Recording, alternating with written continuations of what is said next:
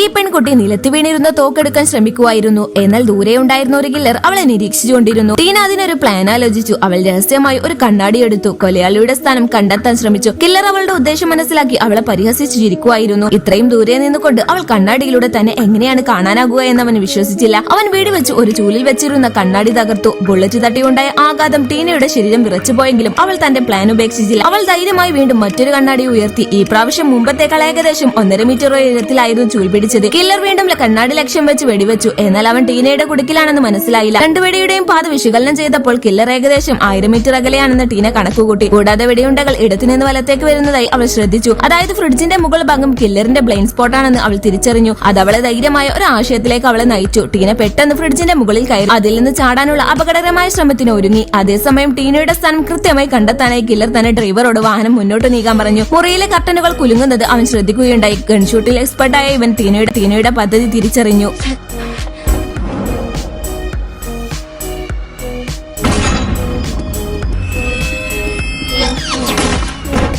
ഭാഗ്യവശാൽ ടീനയ്ക്ക് വെടിയേറ്റില്ല. അവൾ അപകടം നിസ്സാരമായി ഒഴിവാക്കി. വീഴ്ചയിലുണ്ടായ വേദന അവളെ ബോധവതിയാക്കി. പക്ഷെ അപകടം ഇനിയും അവസാനിച്ചിരുന്നില്ല. അവൾ ഉടൻ സോഫയുടെ അടിയിലുണ്ടായിരുന്ന തോക്കെടുക്കാൻ ശ്രമിച്ചു. പക്ഷെ അത്ര ദൂരെ ആയിരുന്നതിന് അവൾ പെട്ടെന്ന് സോഫ മറിച്ചു. അത് കില്ലറിന്റെ കാഴ്ച മറിച്ചു. അതിശയകരമായി സോഫയുടെ പിന്നിൽ അവൾ ഒരു മറഞ്ഞ സ്നൈപ്പർ തോക്ക് കണ്ടെത്തി. ടീന അത് ഉപയോഗിച്ച് തിരിച്ചടിക്കാൻ തീരുമാനിച്ചു. അവൾ വേഗത്തിൽ തോക്ക് ലോഡ് ചെയ്തു. അതേസമയം കില്ലർ ഇതൊന്നും അറിയാതെ തന്നെ തന്റെ തോക്ക് തയ്യാറാക്കുമായിരുന്നു. ടീന ഇതിനകം തന്നെ സ്നൈപ്പർ തോക്ക് സജ്ജമാക്കി കിലോമീറ്റർ അകലെയുള്ള ലക്ഷ്യത്തെ ലക്ഷ്യം വെച്ചു. ടീന സ്നൈപ്പർ തോക്ക് കയ്യിൽ പിടിച്ചു നിൽക്കുന്നത് കണ്ടപ്പോൾ കില്ലർ ആകെ പേടിച്ച് വിയർത്തൊലിച്ചു.